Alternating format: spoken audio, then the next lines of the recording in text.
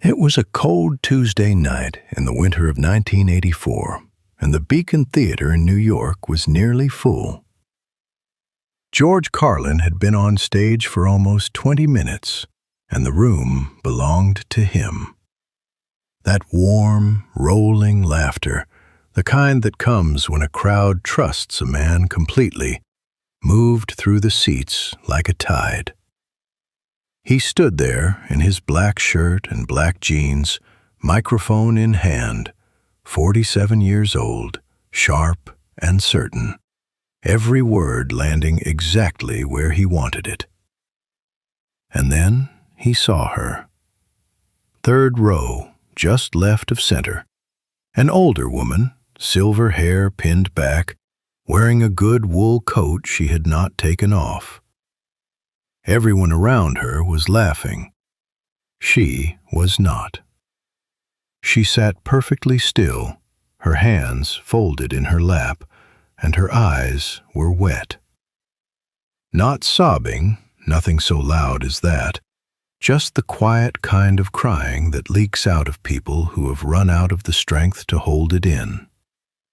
The tears caught the stage light and shone for a second, and then she wiped them away with the back of one gloved hand, and then they came again. Carlin kept talking. He was a professional. He did not miss a beat. But something in him had caught on a nail. Why would a woman come alone on a freezing Tuesday to sit in the third row of a comedy show and cry? He finished the bit. The laughter came. And for the first time in years, George Carlin was not listening to it. He was watching one woman who wasn't laughing, and he could not look away. Carlin knew the rule. Every comedian knows it. You never single out one person in the dark. You never let the room feel the temperature drop. The energy is a fragile thing. One wrong pause, and it drains out of the floor like water. He had spent 30 years learning to protect that energy. He had learned it the hard way, in the small clubs, in the rough rooms, in the years when a single dead pause could end a whole night. But he kept glancing back at her.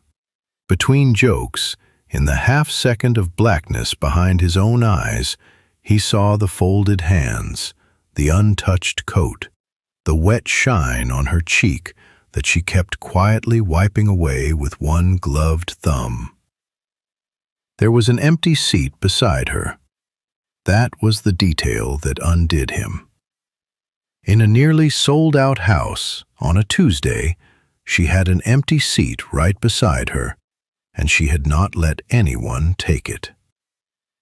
Carlin was a man who read rooms for a living, and he understood, the way you understand a thing before you have the words for it, that the empty seat was not empty by accident. Someone was supposed to be sitting in it.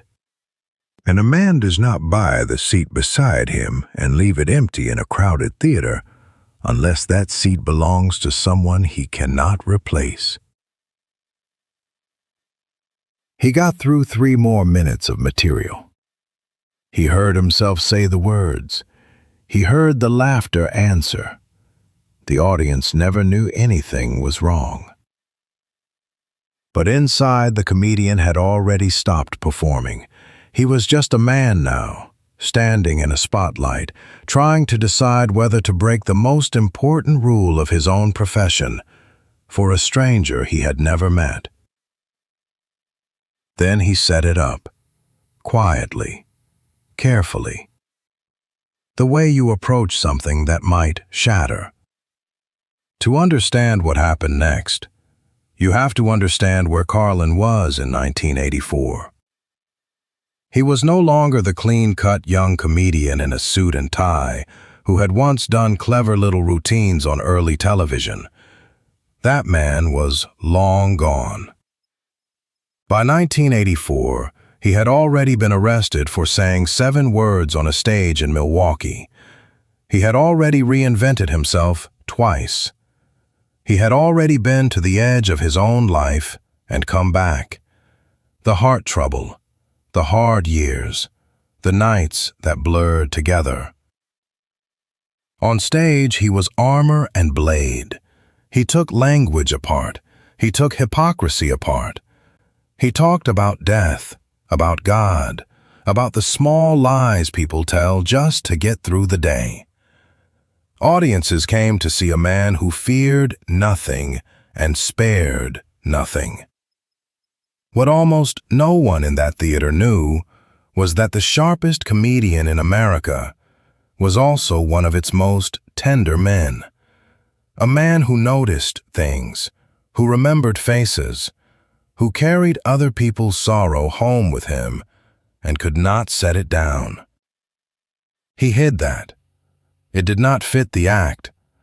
A man cannot spend 2 hours a night telling a crowd that nothing is sacred and then let them watch his heart break over a stranger. So he kept it locked away, somewhere behind the black shirt and the sharp eyes, and almost no one ever saw the door.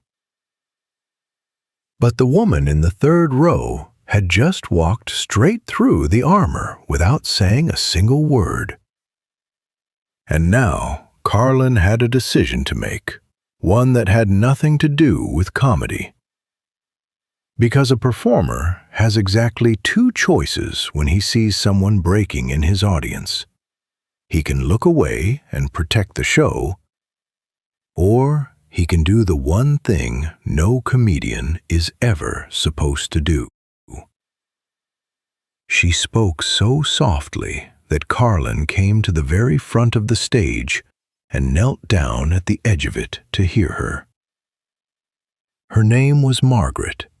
She was 71 years old, and the empty seat beside her, she said, had belonged to her husband, Walter. For 11 years, she told him, she and Walter had come to see George Carlin every single time he played New York. It was their thing.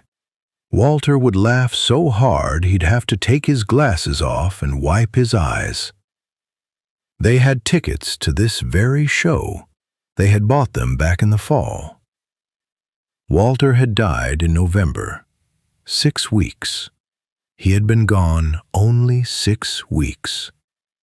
And Margaret had almost thrown the tickets away, but she couldn't do it. So she had come alone on a freezing Tuesday night, and she had bought the seat next to her too, so that no stranger would ever sit in Walter's place. "I didn't come here to laugh," she told him, her voice breaking. "I came because this is where we were happy. I just wanted to sit here one more time, with him." 2,000 people heard it. Nobody moved. And George Carlin, the man who feared nothing, who spared nothing, who had built a whole career out of never letting a moment get soft, knelt at the edge of that stage with tears running down his face, and for a long moment he could not speak at all. He waited until the laughter from the next bit had faded to almost nothing. And then George Carlin did something the people in that theater would talk about for the rest of their lives. He stopped. Not a pause for timing, a real stop. He lowered the microphone, and the famous machine gun rhythm simply went quiet. You could hear the old building settle. You could hear a seat creak somewhere in the balcony. The room felt it instantly.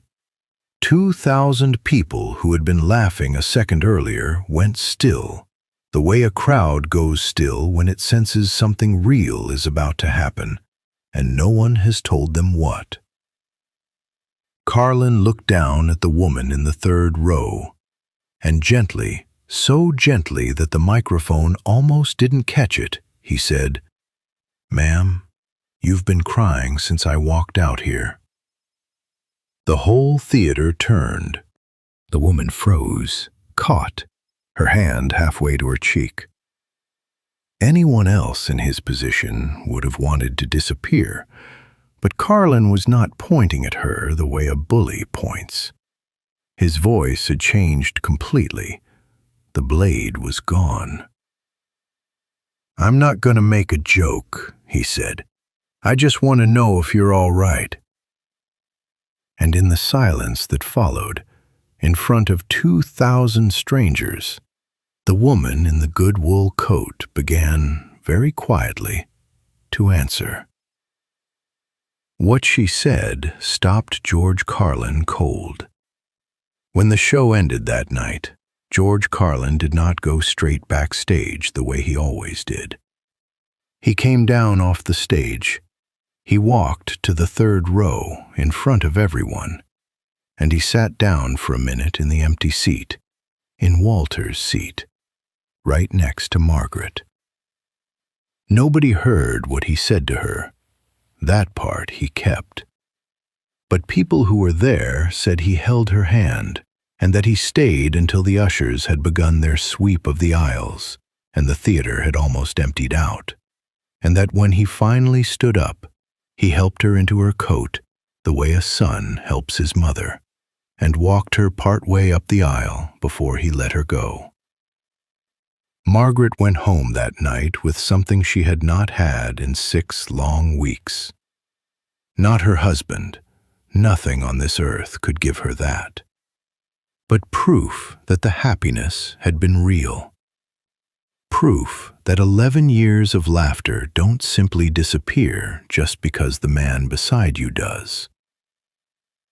Carlin never told this story on stage. He never used it in an act. He never wrote it down anywhere that we know of. For a man who turned nearly everything in his life into material, that silence means something. Some moments he kept only for himself. This was one of them. But the people in that theater carried it out into the cold New York night, and they told it, and told it again. And that is the only reason we know it happened at all. When he finally found his voice, he did not tell a joke. He looked at Margaret, and then he looked out at the 2,000 people holding their breath. And he said something that no one in that theater ever forgot. "This man Walter," Carlin said, "had 11 years of laughing so hard he had to take his glasses off. You know how rare that is?" He let it land. Most people go a whole life and never laugh like that. Not once. He got 11 years of it, and he got to do it sitting right next to you. Margaret nodded, crying and smiling both at once, and somewhere behind her, a stranger reached over and put a hand on her shoulder. And then Carlin did the thing that made grown men in that audience put their hands over their mouths. He said, "I'm going to do a bit now, Walter's bit. And I want you to laugh for him, because he'd be furious if you sat here all night and didn't." And he stood back up, and he wiped his face with the back of his hand, and he launched into one of the oldest routines in his whole catalog, the one about all the stuff we carry, a place for our stuff, the one Walter had surely loved. And Margaret laughed. She laughed until she had to reach for a handkerchief, and the whole theater laughed with her, and for 4 impossible minutes, a grieving widow and 2,000 strangers and the sharpest comedian in America were all together exactly where they were supposed to be. People think they knew George Carlin. They knew the 7 words.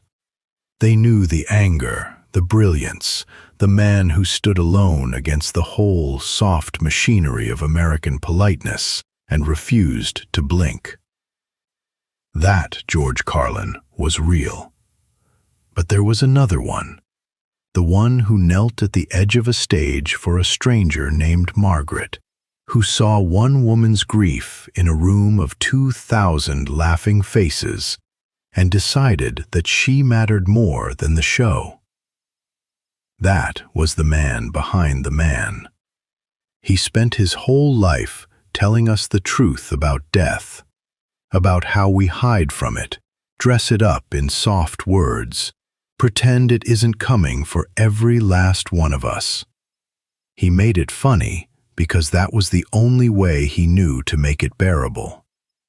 And then, one Tuesday night, he showed a grieving widow the other half of that truth, that the answer to death is not to stop laughing. It's to laugh the way Walter did. Glasses off, all the way, for as long as you get. Somewhere out there tonight, someone is sitting next to an empty chair. Maybe you know that feeling. Maybe you've kept a seat that no one else was allowed to fill, a place at the table, a side of the bed, a chair by the window where the light used to fall on someone you loved. George Carlin would have understood. He knelt down for it once on a cold night in 1984 and reminded a whole theater that the bravest thing a funny man can ever do is stop being funny long enough to say, "I see you, and you are not alone."